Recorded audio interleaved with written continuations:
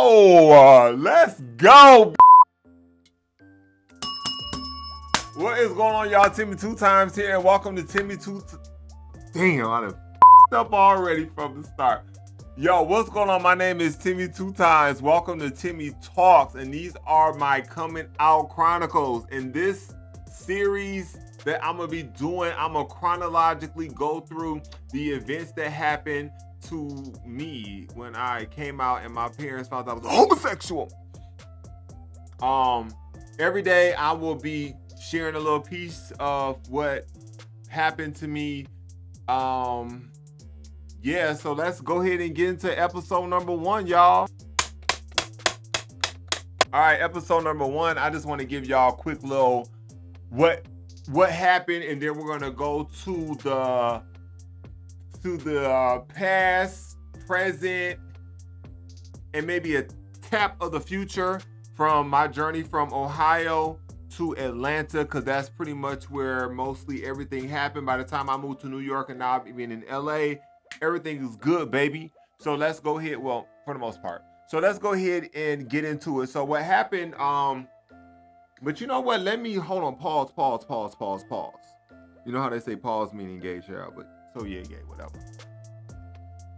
I love everybody, and I'm doing this for me. I'm doing this because this is something I need to do to take myself to the next level for my mental health. I have been in therapy on and off. I've had in the course of the last 7 years, I've had maybe 6 or 7 therapists. And I feel like this is something that I need to do for me.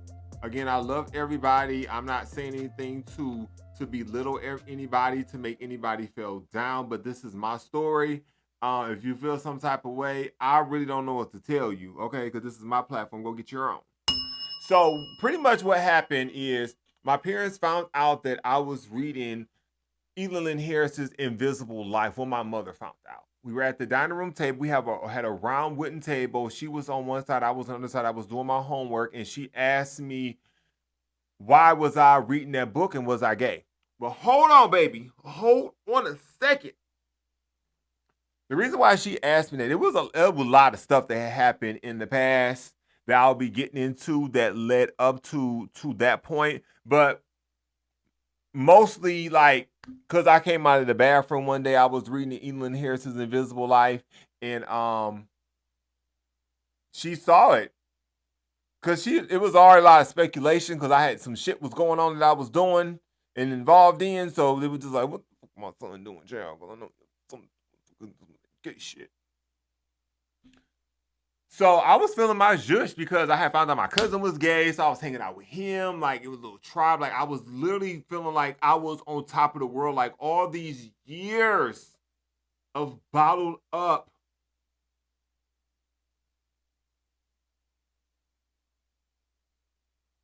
like when you find out you gay, like, you be like, you the only person that's like gay. Like, you don't really like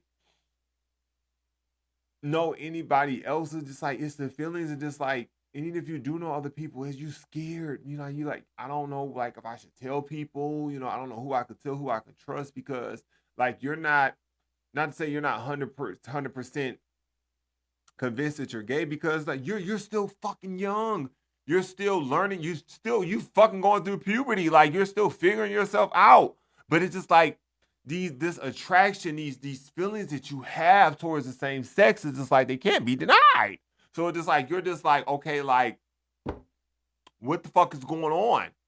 And it's like, we all know growing up what society, even now what they think about people that are gay. It's just like, parents in the world they don't realize that people pick up on everything. It's like some of the shit that y'all be saying about people, y'all don't know who that affects or who's actually going through what you're fucking talking about at that time. And, being gay is like, you would hear like your parents like make a little jokes. You would see shit on TV, your classmates, you go to a store, the cashier, the clerk, whatever, gay, whatever. Like, you just hear little comments, and just like, that shit fucking sticks. And it shit just starts piling up, and you just like, well, I think that maybe this is me. But it's like, you go through the denial stage. Like, let me tell you something. When I was coming out, I went through so many fucking situations, bitch. I even thought I wanted to be trans, bitch. I started tucking my kitty cat, my Zick, honey, to the back, honey, and walking around with it between my legs because I was young. I didn't know. Like, I wasn't in my set. Like, I wasn't in my zhuzh. Like, I was still trying to figure out who the fuck I was. So it was just a lot that you go through. And it's just like, I am so proud. I am so fucking proud of the person. I should have my picture of me younger up here. But I'm so proud of myself. And I know that my younger version of myself would be proud of the man that I have grown into because I'm an incredible fucking human being. And no one can take that away from me. No fucking body.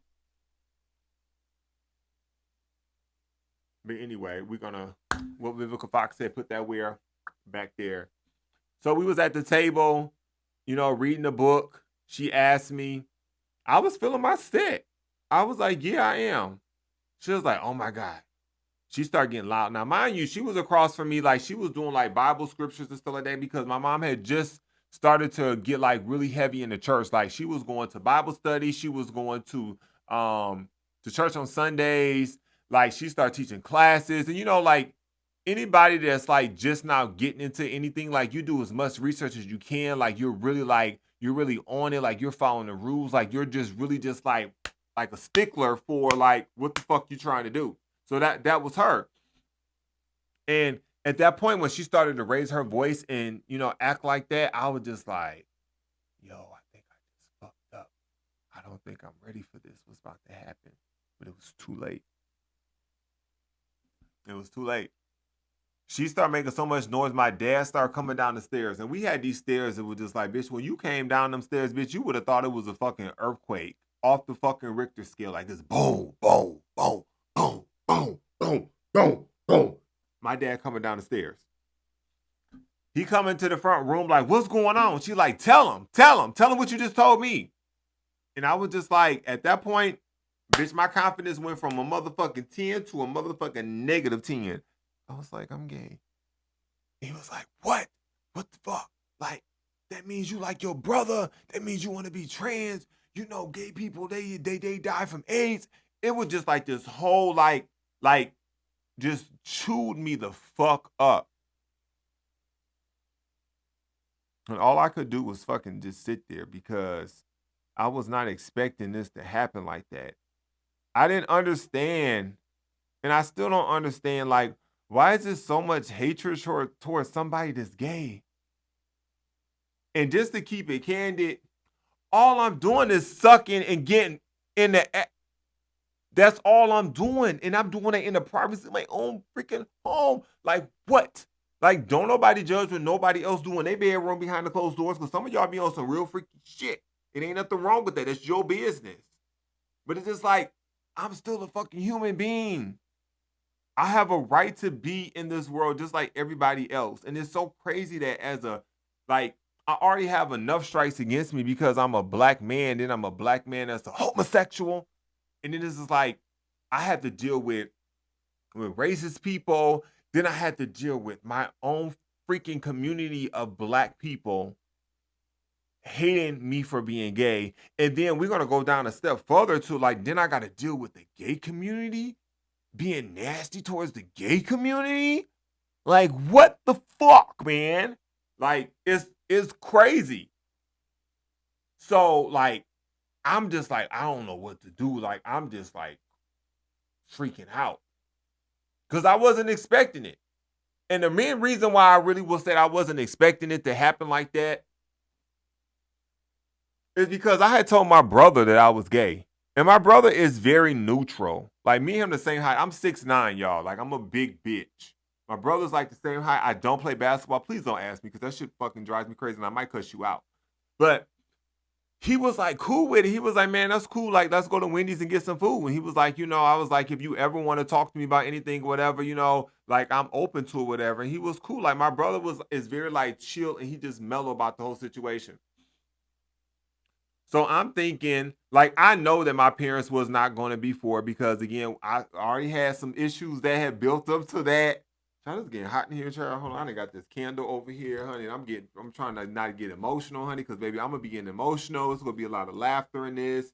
It's gonna be a lot of vulnerability. It's just gonna be a lot of emotions that I'm about to go through as I chronologically talk about what happened to me and what I experienced. But anyways, like yeah, I didn't think, but it's just like I knew that they wasn't going to go for it, but I wasn't expecting it to be like this. So anyway, he was like, "You got 30 days. You got 30 days, and you got to get out. You got to fucking go."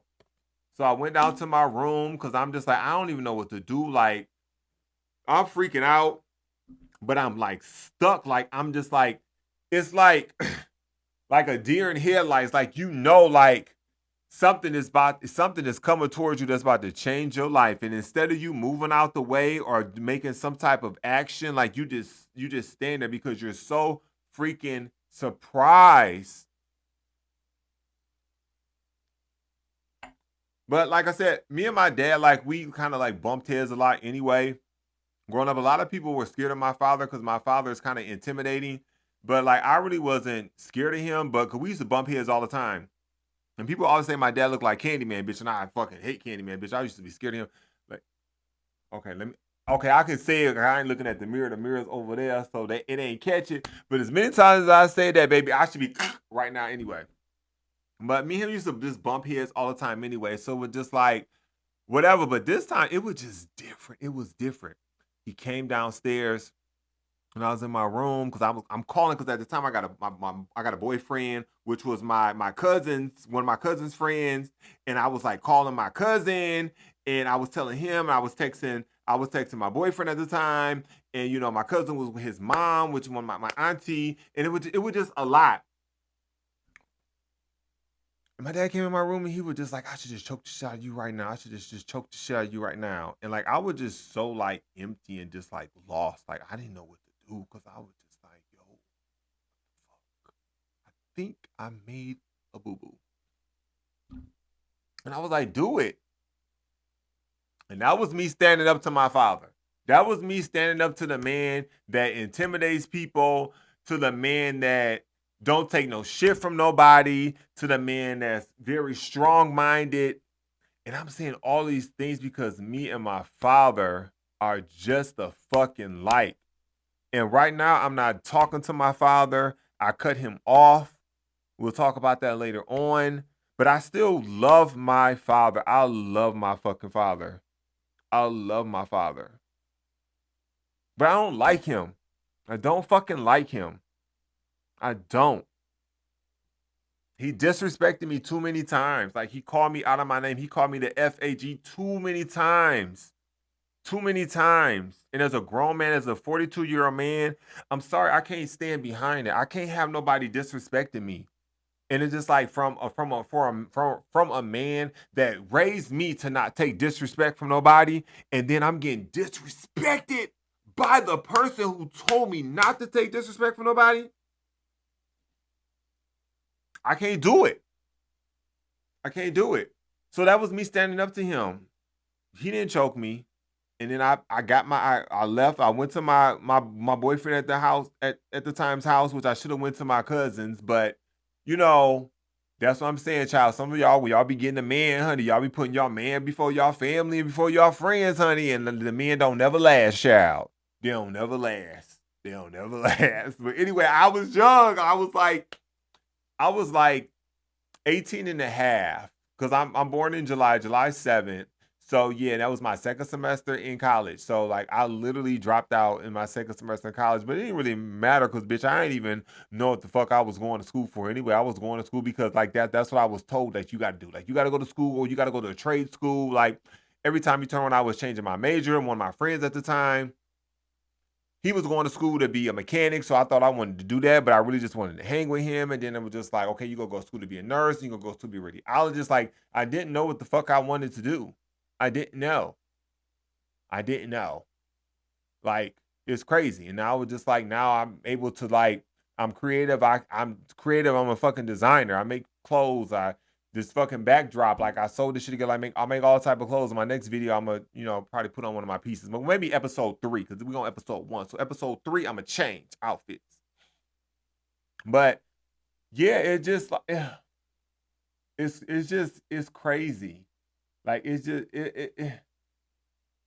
it would just like my world just stopped. Like I didn't know what to do. So I went to my boyfriend's house at the time. 30 days went by, and I packed up all of my shit in my 1996 Dodge Intrepid that I had. That was my second car. My first one I crashed, but y'all, that's a whole nother story. We'll talk about that later. Yeah.